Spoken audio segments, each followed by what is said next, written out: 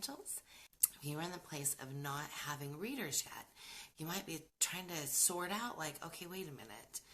Am I doing the right thing? Is it going the right way? So let's just review the path to reading with Waldorf.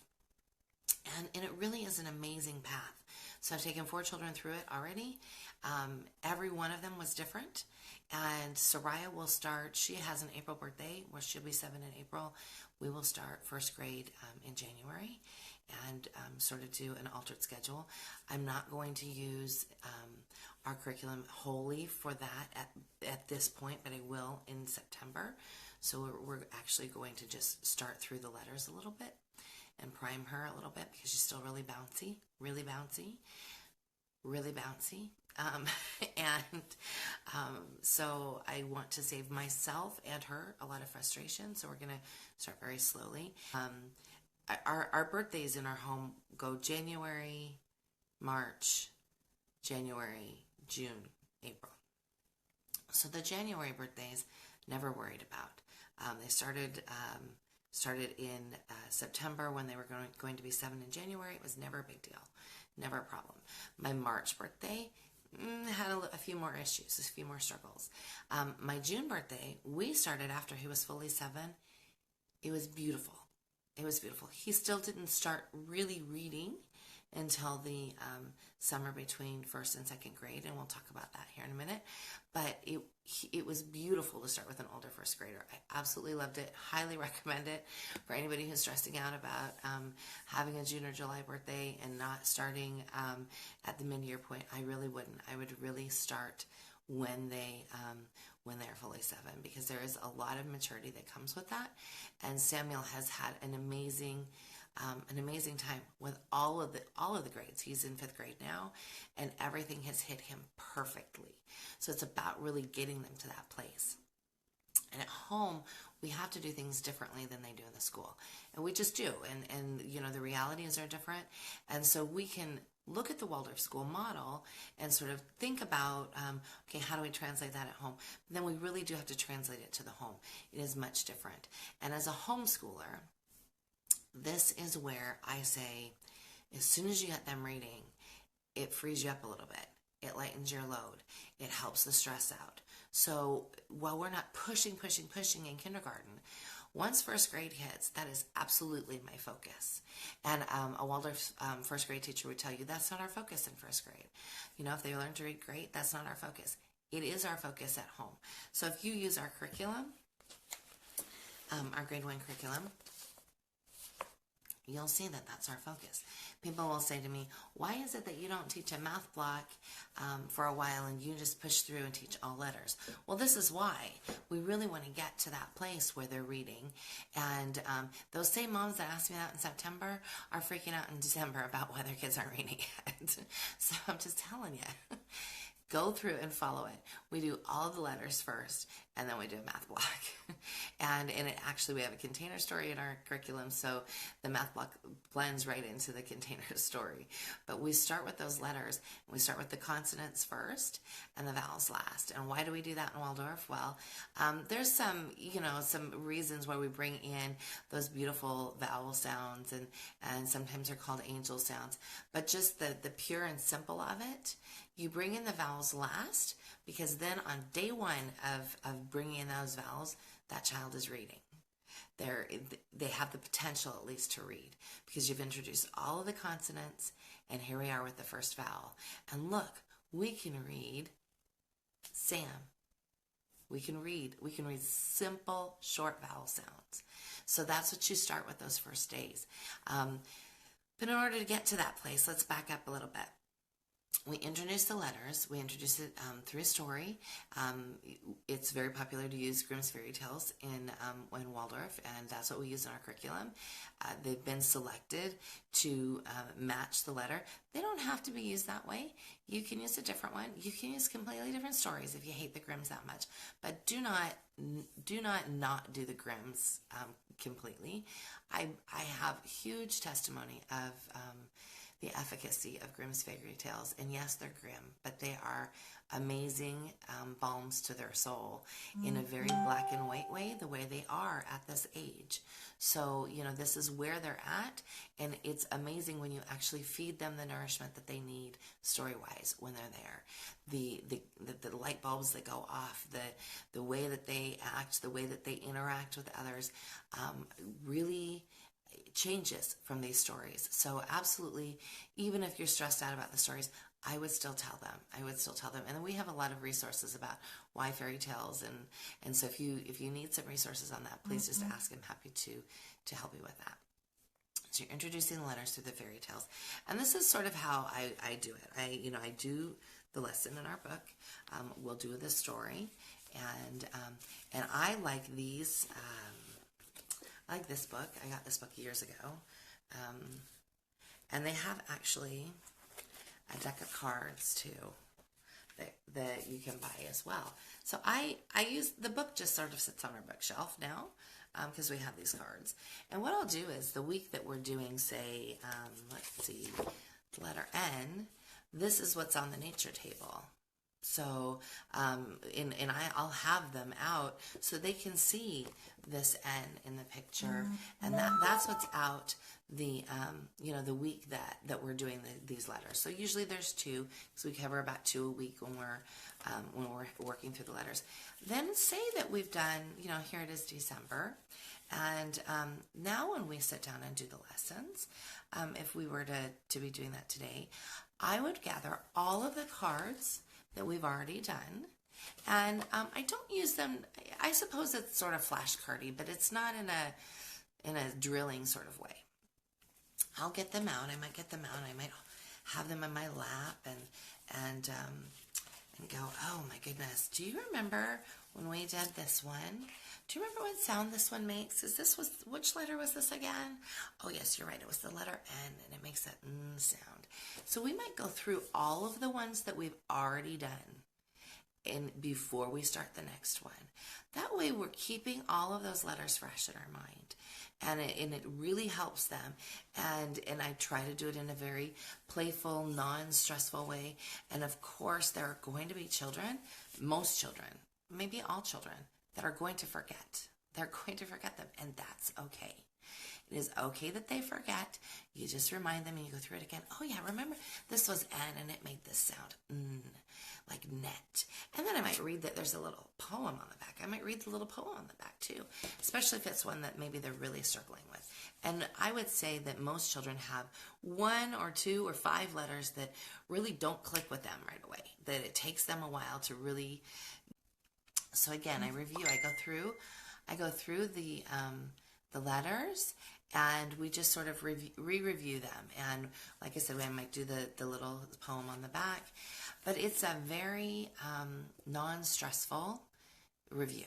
It's not I can't believe you don't get this. We just did this yesterday. It's nothing like that. It's just a review of what we've done in the past, of the other letters that we've done. So then on the day that you introduce, say, A, I might get out these letters, and I might say, now let's play a game. What can we read? Because I'll say, we'll get finished with the A lesson. I'll go, we're reading now. And they'll be like, oh, what? We're reading now? Now, because most kids are super dang excited to read. Like Soraya told me yesterday, we're sitting in church. She's so silly. We're sitting in church, and it's a Christmas cantata that we have at our church. And so it's not like church time. It's after church, and we're sitting there, and she's bored out of her skull because, I didn't bring anything for her, because I'm thinking, we're at the dang cantata. You're going to, pay attention and listen to the Christmas music, right? No, apparently not. So she gets out the hymn book, and she's got it in her lap. She's looking at it, and she's got this funky, weird grin on her face. And I just am looking at her and paying attention to the cantata, and she's going through and pointing at all the page numbers and counting them. I'm doing fairly good at that. And then she says to me, Mommy, when I can read, I'll be able to sing with you. I just start laughing. Because it's true. They get really excited to read. So when you get to that first day where you finish the vowel, the very first vowel, dang it, you better pull out all the stops and have a good time with every short vowel A sound that you can. Now, so like I said, that's how I use these cards. And if you make your own, I only have these because it seems like there was a sale, or it might have been an impulse buy when I was at the Rudolph Steiner College bookstore. That's probably what it was. I went, there's cards? Oh, I have to have these cards. So it was definitely an impulse buy, but you can for sure. And so I didn't have them until like Samuel. Before then, I made my own. But I would pull them all out, and I would take the A sound and pull together some other letters and go, let's practice this one and have a good time with it. Stop making it so stressful. Part of the reading struggles that moms have is, Mom, stop making it stressful. Have a good time with it. And don't freak out if they're not getting it at the very beginning. So yeah, at first they're going to sound like n-a-d, nad, nad, nat, nat. It's going to sound like that. That's what sounding out's all about. That's the path. So set these down. So you're on this path. You're on this journey, and it's going to take them practice before they can blend those sounds together. So then you don't just stop the lesson there. Once you've introduced all the letters, you need to sit down for 20 minutes a day on the couch every day, even Sunday, every day. Saturday, Monday, Tuesday, Wednesday, Thursday, Friday, Saturday, Sunday, all of the days on the couch, the two of you, with something very simple to read, and you're practicing every day. So those simple things, in Waldorf Land, we usually make our own readers, and I know we have a video on that because I saw it the other day, on making your own readers. And so what I did when we did it with Ellie, and I actually did it with Sam too, I would write out so we sort of did if you've read the 7-Year-Old Wonder Book where the fairies leave out a picture and there's writing. So we did the same sort of thing. So I would do the writing the night before and leave it out for her. And the next day, and it was all words that she knew. So, it was helpful that her brother's name was Sam, and that was a short vowel sound. And so we did all of these, and we had a cat, so that was easy, right? So I did all of these sentences to help build her in the direction that she needed to go with short vowel sounds. And so I would write it, and she would come in the next day, and she would read it, and then she would draw the picture of what it is that the sentence said. And so we sort of did this, and I actually sort of wrote it all out in advance so that I could just give her bite-sized pieces every day, and I didn't have to come up with it the night before because I had planned that way so that I'm not caught with my pants down. Okay, so Kimberly, I'm answering some questions here. Yes, secret messages. Yes, not a question, a comment for sure. Kimberly says, yes, writing it out, things as he could read was a special. It helps because it's like this fun little thing that they get to decode, and they're very excited about this. We're the only ones stressed out about this. We're going to stress them out if we don't chill out a little bit and let them have fun with this. This is a rite of passage. It is a new step. It is someplace that they can never come back from. So don't muck it up. Have a good time with it. Go slow and really take the time that they need. So this is the truth. Most first graders will have all of the letters introduced to them by the end of the year and will understand the short vowel sounds. They may not remember everything. I was trying to think about my kids. Harry read early. He has ASD. That doesn't count because he was decoding things when he was 5. Jacob refused to do anything with regards to letters until right before he turned 7. And then he says to my husband, my mom won't teach me how to read. And my husband says, oh, yes, she will. So we sat down and he read in 10 minutes because we'd been doing all of this work. So even though he didn't want to have anything to do with the letter, we did the stories, and I might say the letter sound, and that was about it. But when he was 7, he was ready, and he read really fast. Eleanor, she struggled even through 2nd grade. She struggled, and so, but she's probably my best reader now. She's reading the Da Vinci Code right now. She's like She's in 11th grade, never slowed her down. She didn't read until, like I said, I mean, she read, but it was very slow and going. Very slow and going. She had the basics down, but it was a struggle for her. So one of the things, if you are a religiously minded family, one of the things that we do that I think helps immensely when they're starting to read is to read straight from Scripture, not the new translated version. Try King James. It's slow, but it helps them to hear the these and the thous and the yeas and the ye and the all of those little ways that vowels are used in old language. It helps them. So the other thing that we use are, I love these readers, they're by Shelley Dividow, and they are perfect. I couldn't write something better, so I haven't, because they're amazing. So there's a set of them, and for some reason I can't find the rest of them. Some little person in my house has squirreled them away, or I lent them to somebody. But this one is Ned and Fred. So this is probably, I think this might be number 3 in the series. The very first one, though, is Sam Cat and Nat Rat. And it's perfect because it's all about Sam Cat and Nat Rat. Kelly says I have them. You want this one too, honey? I can send you this one. Sorry. I don't know how I have this one. Anyway. So the first one, Sam Cat and Nat Rat, is just about this cat and this rat. And it's a very simple story. Very, very simple story. But it's perfect for like really getting through those very first vowel sounds. And the sense of accomplishment when they've read their first little book is huge. Huge. And they get the smile on their face. So I would not suggest that you sit down on day 1 and make them read this whole book. We sit down and we might go through, we might go through 1 or 2 pages, and it might take us 20 minutes to get through 1 or 2 pages. The biggest suggestion I can give you is to put your patience hat on and just take a deep breath. This is going to probably be harder than teaching them to knit. For some kids. For other kids, they might blaze through it.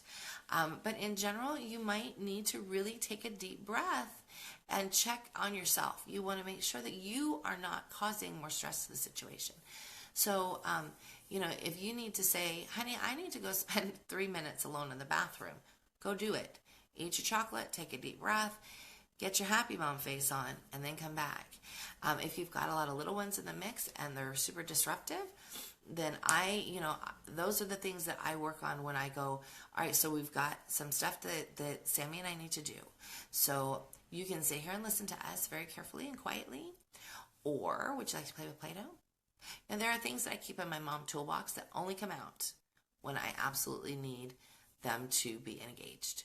And so if you don't have those things in your toolbox, get them. Take toys that are great fun for them, put it away and say, we're going to only have this out. One of the things that I did with Soraya was she has this love for markers. My other kids didn't have that. So why does Soraya love markers? I get this question all the time. What do I do with my kid that likes markers? I do not allow her to use markers during school time because that's my time to teach her. But any other time, I will allow markers. But when she was in that space of where she was really little and I needed some time with Sam, I would allow her to use the markers. She had to stay in an enclosed space because, of course, I didn't want a marker everywhere. But there were things like that I allowed her to do while I was working with Sam that then gave me the space that I needed to work with Sam. Okay, so Stephanie is talking about her son that's challenging. And I'm glad you haven't started.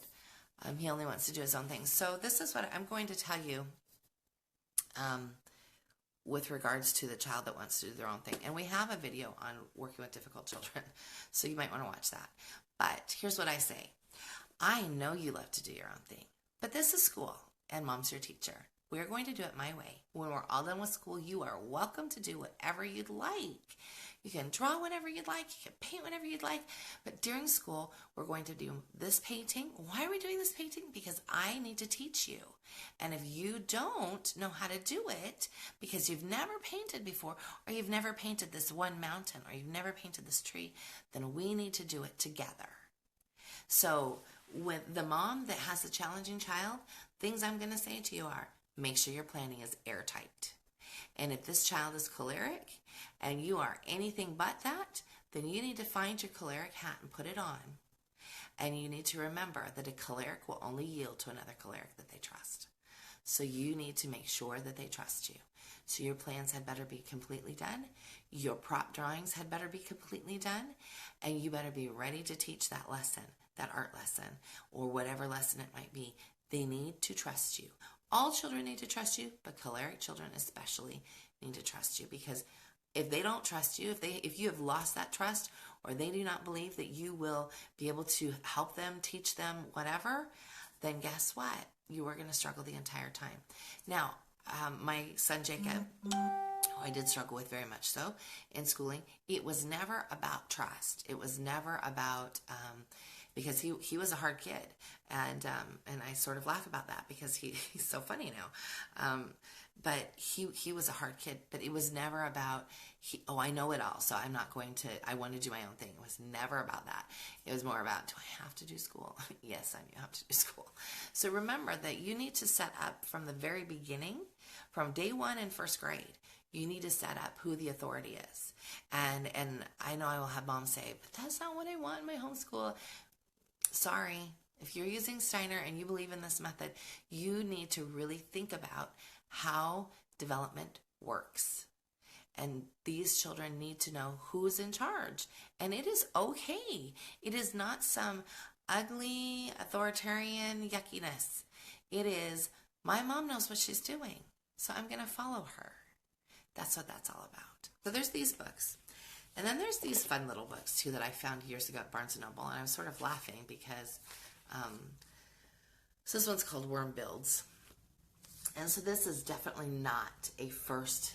This is after you've gotten through, and because these are great because these go through the blends, the Shelley Dividal ones. They go through some word blends. Like this book is Ned and Fred. So you have to think about this at the first blends. So this has some great blends in it. Yes. Yes, Stephanie, sorry. I was reading when it says, yes, you know what you're doing. So but you have to know what you're doing. Otherwise, they won't yield to you. They'll be like, this lady does not know her stuff. Insert word other than stuff there if you'd like. But anyway, so these are great. These are definitely after you've gotten through Shelley Dividal. Because they're so small, they come in a pack of like 6. I'm not so sure that I would say yes, run out and buy them. I mean, they're fun, and I'm trying to remember. I've had them for a long time. I may have had them with, I don't think I had them with Jacob, but I definitely had them with Ellie. These are fun, though, because they're silly. So this is Worm Builds. And it says, Worm builds a tower. So you're working on bigger words. So you have the blends here with the UI for builds, and you have the ER sound. So anyway, Worm builds a tower. Frog knocks it down. Worm builds a tower. Turtle knocks it down. Worm builds a tower. Rat knocks it down. Worm uses glue. That's the best part of the whole book. Worm uses glue. I'm like, thank you, Worm, for getting a brain.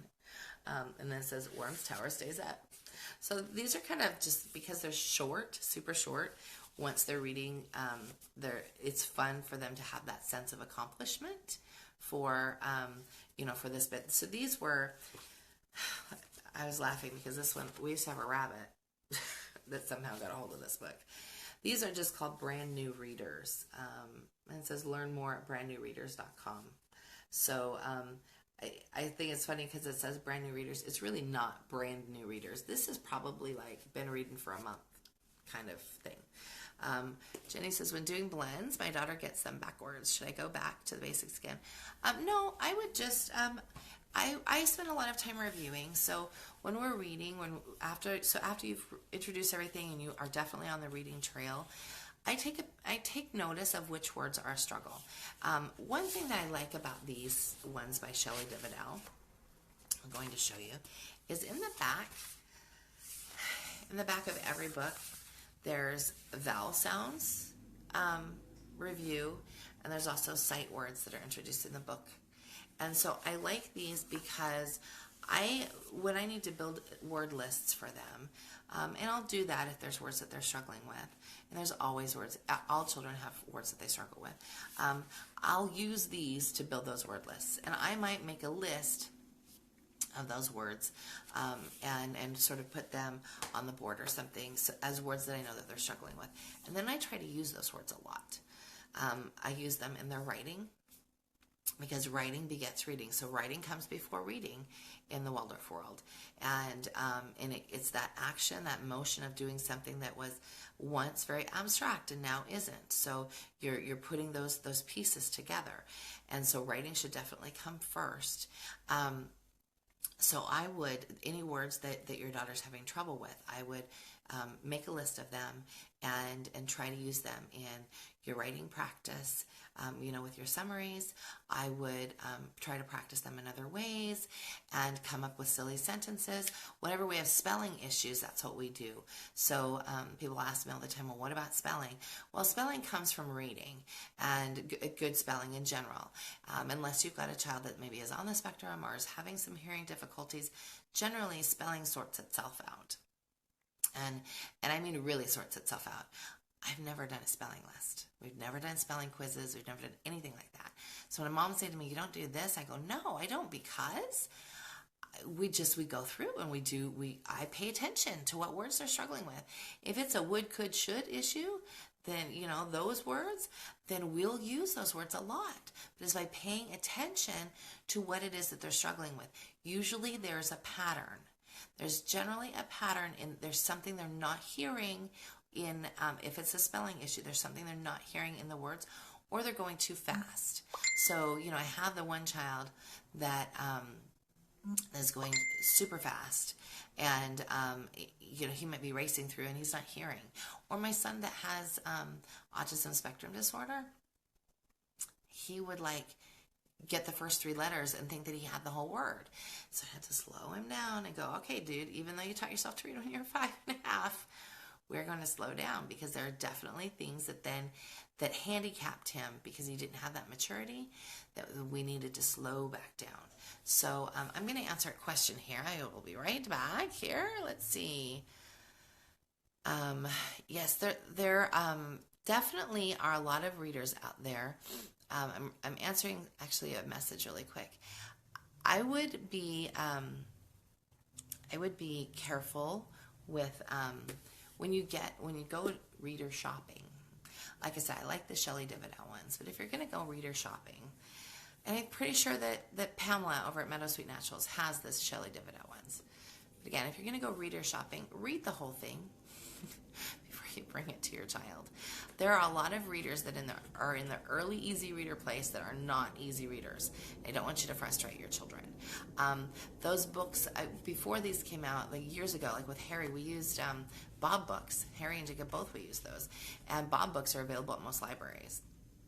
They're really not very pleasing to look at because they're just stick people. But they get the job done. So if you don't have in your budget at all for the Shelley Dividell books, I would hop over there and grab those Bob books. And they come in a sequence too. So they start really early. And they usually come in a pack of 10, I think. And then you go through, and they're short. They're really short. So they're like this in that way. The reason why I really like the Shelley Dividell ones is, one, there's nice pictures in them. So it's not, I will show you. They're not color pictures. They're not stick people either. So they're nice drawings in them. So that I do think that aesthetics is important. And I like that the word lists are at the end and that they're progressive. By the time you're done with, there's I think 5 or 6 of these. By the time you're done with this set, then you are ready for the next step. Frog and Toad. This will still be a little bit of a struggle. So we're still reading out loud. And we're reading out loud for 20 minutes a day. We're reading out loud for 20 minutes a day until they don't stumble in a book like this. And I mean no stumbling. They read through everything. They might pause, sound something out, but they're not stumbling. Mom, I need help. That kind of thing. So what I do when we do our reading practice is I grab my knitting needles and I sit and I work on my knitting project while they're reading to me. Because then I'm right there, I'm engaged with them, I'm not off doing something else, I'm not tempted to get my phone out, I'm not tempted to be on the computer. Excuse me. And again, this is a time when I've got other kids busy. Maybe other kids are sitting there doing handwork with me, or like I said, we've got Play-Doh out, or whatever it needs to be, or I'm nursing a baby. I taught reading so many times, nursing a baby. So you really just want to have them next to you. So Melanie asks, is this second grade work? No.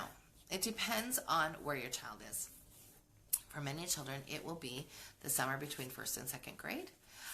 Many children will get all the way through the Shelley Dividal books by the end of first grade.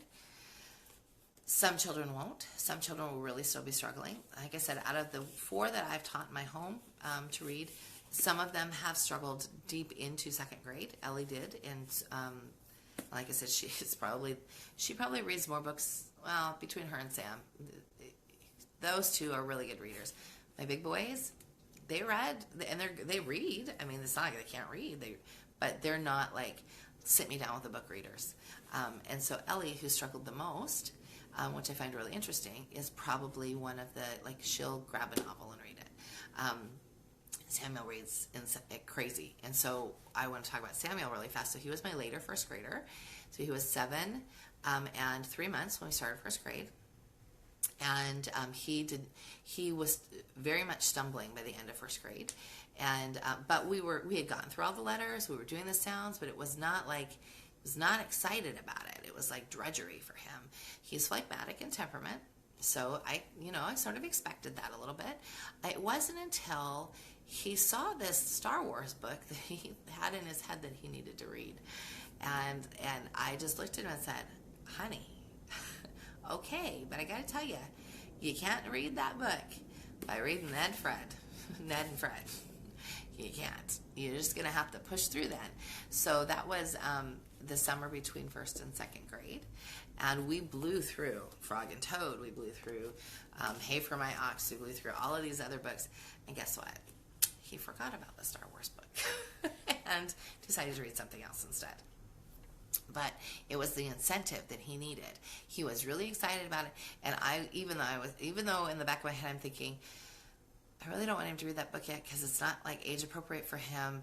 I held my tongue, which is something I probably wouldn't have done when I was a younger mom with my other boys. I held my tongue, and I thought, well, I'm just going to see if he can do it. Because if he can do it, then we'll cross that bridge when we get to it. And so, like I said, he said, well, what do I have to do? What do I have? Because he very motivated by, like, tell me what I have to do and I'll do it. And I just said, well, you have to up your reading. You've got to be reading 30 minutes a day by yourself, not with me, and you need to start reading in your head. Excuse me. And so he was like, done. So it took a couple of months, but man, then he was reading by himself, and then he picked up all these other books, and like I said, he forgot about the Star Wars book because there was so much age-appropriate material available to him, chapter book-wise, as this new reader, that he was super excited about that, and he forgot about the Star Wars book. And so, yeah, so that's sort of been my journey with all of my children. We've had, like I said, Harry read really early. He's on the spectrum, so I kind of don't count him in that way just because sometimes when you have a kid on the spectrum, there's no stopping them. Depends on how far down the autism spectrum they are. There's no stopping them. They're going to decode it, and he was very much Mr. Decoding. So he did decode that early, but he suffered for it. I do believe that his coordination, and we really had to work on that. He was reading and writing before he could ride a bike, and so there were things that were a struggle for him because he was so in his head. So definitely, like with Soraya, I have intentionally, people will say, why are you holding it back? I have my reasons, and this is one of them. I have intentionally kept her out of her head and into her body as much as possible because I watched it with my son. And I watched how much he struggled because I did not work harder to do that. So if I could go back and say anything to myself then, I would have said, let's get his body moving more. Let's see, Jenny says, once they're comfortable with reading, any recommendations on what novels you can choose? I like, go into the kids section, into the chapter books, pay attention to what they are. I don't allow things like Captain Underpants to come home. I'm really careful about garbage, and I know Don't yell at me if you love those books, but I have to really, I struggle with those sorts of books because it's not stuff I would read aloud. So I really work on books that are good for them to read. So I would say first books, I liked My Father's Dragon series. So we had read them, done them as read alouds, and then Sam read them himself, and he loved that. Yes, Kimberly says Meadows Sweet Naturals has a great selection of early chapter books. They do. And actually, there is a second set of books, and I never got them. I'll probably get them with Soraya, that Shelley Dividow puts out that's longer about the characters in these books. So this is about Ned and Fred.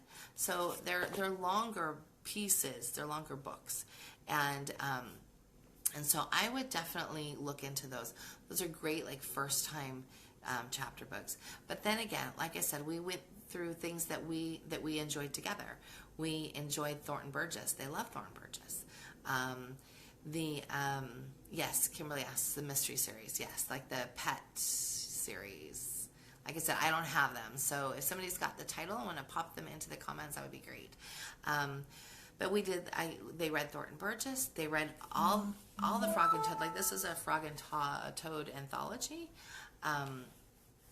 There's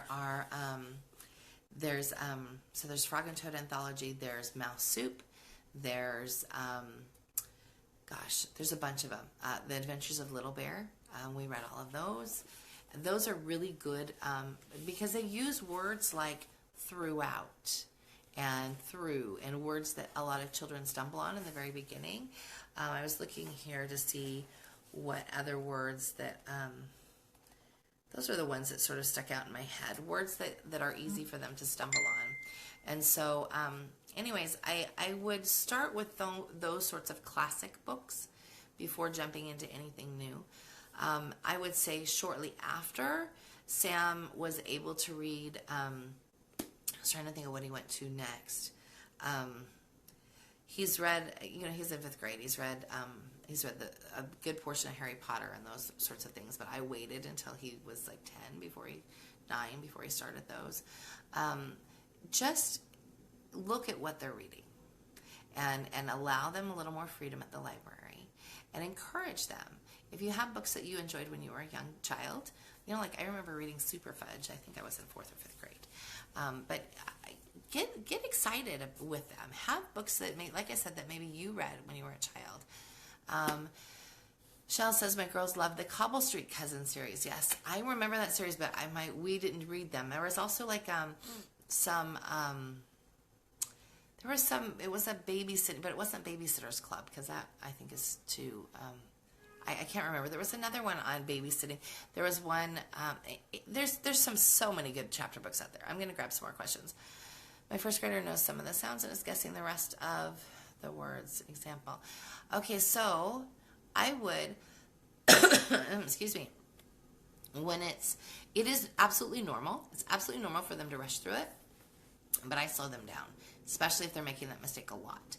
And I might hold their hands and look in their eyes and say, listen, I love you, and I know you're really excited about this journey, but we need to slow down because we're getting a lot of words wrong, and I want to teach you properly because that's my job as your mom. And then I go, let's try again.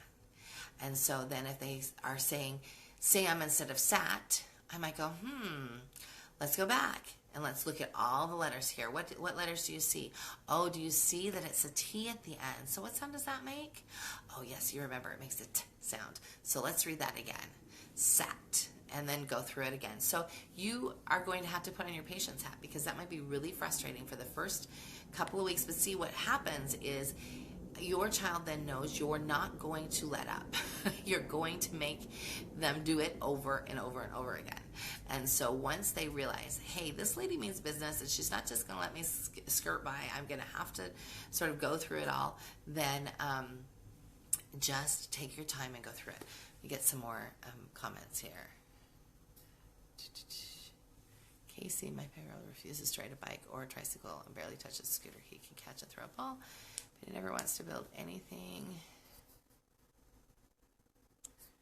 I do have concerns about later. Casey, I don't know that I would worry. Harry was, So, okay, a couple of things with regards to a bike. Riding a bike is it's like this rite of passage, It's like this Rubicon that they cross.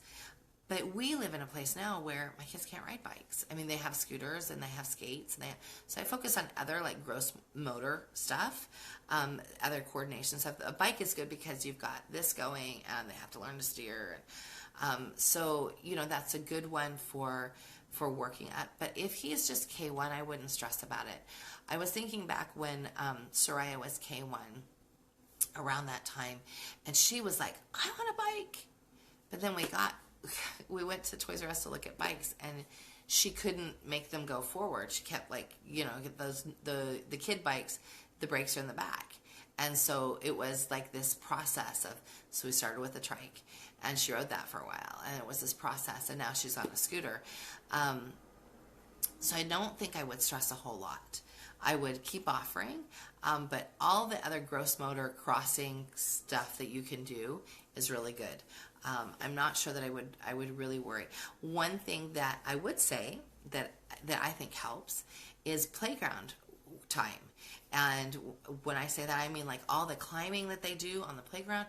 And then if you can get them to do the monkey bars, teaching them how to do that, I think that that's super helpful too. And it gets all of the same sort of movement going that you do on a bike. Okay. I know you get frustrated, Melanie. You have to stop getting frustrated. Get some chocolate in your house or something. Something that you love, Melanie, that you can go and have in the bathroom all by yourself before you start reading lessons. Just say, oh, Mommy will be back. See, I was good with that until my kids found my chocolate stash. And now they know. So I don't hide chocolate in the bathroom anymore. Kimberly says, I play a game. I read and make a little mistake.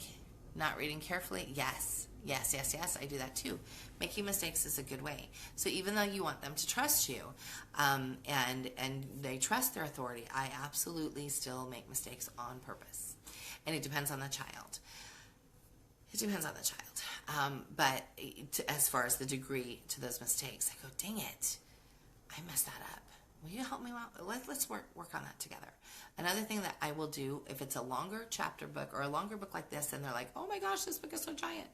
Because this is like a compilation. This is me being lazy and not wanting to have 10 books in my house. They absolutely come smaller. But one of the things that I'll do is say, you read a page and I'll read a page. And then we sort of do that when they're in that early stage of you reading and then me reading and then you reading and then me reading. And it's super helpful.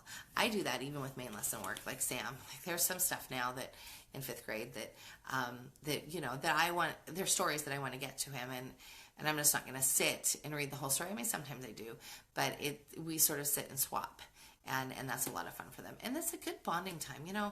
I think that when you are struggling with school in general, I want you to step back and stop seeing it as drudgery. When you see it as drudgery, you're not going to have fun. And those are the moms that message me and say, I am burned out. I go, why are you burned out? Let's step back and look at why you're burned out. How was your planning? Did you have it in place? How is your alone time? Are you getting enough? If you're not, and I get that, oh, I'm a single mom and I don't have any time to myself. Guess what? Get bedtime in check, and then you'll have some time to yourself. Absolutely getting rising and sleep times down will help you tremendously. I was a single mom for a time. I get that. I was a single mom with 3 busy children, and at the time they were 4, 6, and 8, and they kicked my butt. And I remember like my bones hurting, and I was in my early 30s. I remember my bones hurting when I laid down at night. And so I get the being completely exhausted, but if I hadn't had them on a good sleep schedule, I would have been a mess because I wouldn't have had any alone time. I lived in a place where, I didn't have any family support. My parents lived 3 hours away. I had a friend who had just gone through a divorce, and while she was a great friend, she was not in a position. She was also a single mom with 3 kids. She was not in a position to help me. So I was by myself. I get it. I was exhausted and by myself. I had to create the me time. Sometimes I got time when they were with their dad, but that was me like working, so that before I owned Waldorf Essentials, we used to make gnomes and So if you have math gnomes that we made years and years ago, those were, that was how I supported myself for a long time in the handwork business. And so while they were gone with their dad, I was working, and while it was meditative and I had alone time, it was not restorative alone time that I needed. And so I had to create that space and create that time. So stop telling yourself that you don't have the time. You have to reorder your schedule, reorder your rhythm so that you have the time alone to yourself. So once you have that time alone, really meditate on that child that's learning to read, and just really think about, okay, what are Johnny's needs? And just sit there with it. Think about the last few conflicts you had and just sit with it. Think about what was leading up to it. Did he have enough to eat? Did he have enough sleep? On days when kids are not their best, we still do some school, but I would rather them run and run and run and run and get all of that angst out than sit cooped up in the house with me. So I build those days into our homeschool schedule because I really want to make sure that we have enough time for that, that we have made enough space, and that I'm teaching them to have healthy habits when it comes to not feeling right for the day or not. And of course, everybody could say, well, there's something wrong every day. So I definitely evaluate that. It's always my idea, not their idea. And I'm always sort of in the space of releasing, like, you know what, let's go to the beach today and walk in the sand and try to get to feeling better. And then we'll come home and do some handwork. So, I try to make sure that I know what their needs are. I'm meditating on them on a regular basis, and that helps you so much with the struggles that they're having. The road to reading, you kind of have to think about it like potty training. It's this long process. A child is not completely potty trained until they can wipe their own hiney, and that often doesn't happen until they're 5 or 6. Sometimes earlier, sometimes later. So, and some kids are still having accidents when they're 10. So, you have to look at that road to reading the same way. That road to reading has all of these little signposts where you're making progress. But you know what? I'm 44 years old, and sometimes I have to sound out a word, and it's okay because they're big words. I might look at it and go, and now that, I'm really working on my German, sounding out things like crazy, and that's a whole different way to go about it. So if you are a family that's sort of teaching 2 languages, get your main language down first, and then go to the next one. Okay, I'm reading more comments. How about the first grader that's not interested in reading? Yes. So, I sort of talked about that a little bit in the beginning. I had a son who was, had a son. I sort of made it sound like he's died. He's not. He's actually coming here tomorrow. He's 18 now. But when he was, he has a March birthday, and I only started him when I did because my ex-husband was like, so we just did it our way. And I had to go really slow, and he did not want to, it's okay, don't worry about tuning in late, it's no big deal. He did not want to read at all. He didn't want to talk about reading. He didn't want to discuss it. He didn't want to talk about letters. So I did the stories. We did the stories every day, and I would sneak in letters here and there. He would do his writing, and little did he know that had a lot to do with reading.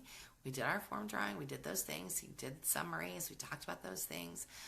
But it wasn't until right before he turned 7 that we had been in church, and he was like frustrated at the hymn book, and we were on our way walking home, and he turned to my husband and said, "My mom won't teach me to read."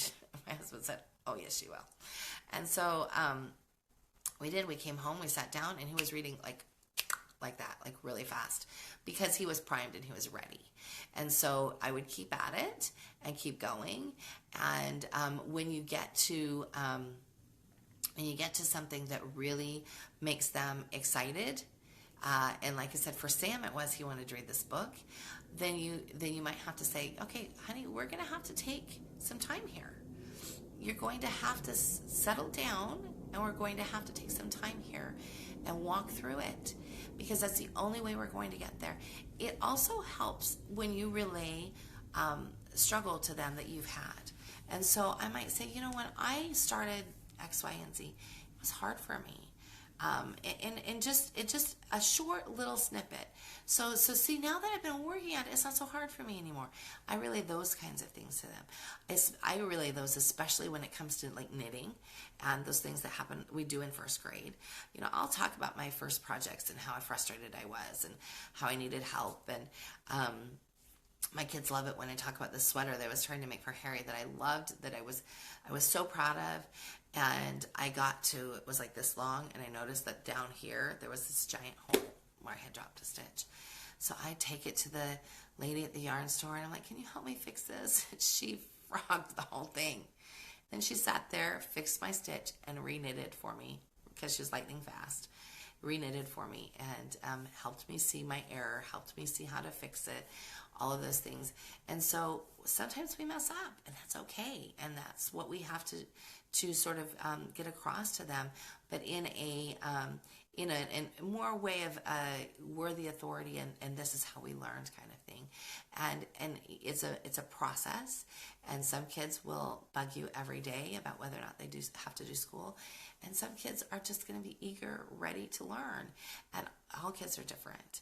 So this is a journey. Enjoy it. Try not to be frustrated. Try to take a deep breath. Make sure that you've got your own, self-care in a good place, and spend some time meditating on your child, because that is a life changer. Prayer and meditation on children are life-changing things. They'll change your life. They will change your child's life, because you've taken the time to really stop and ask for help. Ask source for help. So it's huge. So take the time to do that. This is a journey. Don't be worried if you're not where everybody else is. Take your time. Like I said, every child is different. And people often ask me, I'll cover this really quick, when should I worry? When should I worry that there's something wrong? When should I worry about backwards letters? Honestly, backwards letters are not, yes, it's one indicator for things like dyslexia, but it's not the only indicator. Jacob spelled his name because his name ends with a B. He put the B was backwards probably until he was 10. And then I was like, dude, come on. And he was like, okay. So then he would go back and fix it. So when you know that they see it, I just underline it in their writing and make them fix it. And then they'll get the repetition of it and they'll stop. Often like I said, there's one letter, maybe a handful of letters that are a struggle for them. Is not an indicator that there's something wrong. It's just an indicator that they're a human being, and there's 26 freaking letters in the alphabet, and that's a lot. And it's a lot to take in, and it takes time, and it takes repetition, and it takes doing it over and over again before that they really realize that these things have to be in place. How long should I read with my child who gets easily frustrated?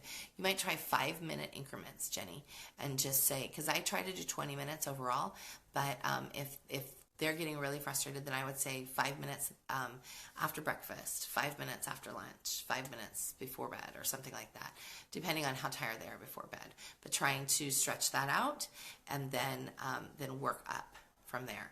And then once you see that you can go to 7 minutes and then 10 minutes, then drop one of them, and then you're sort of gather them that way.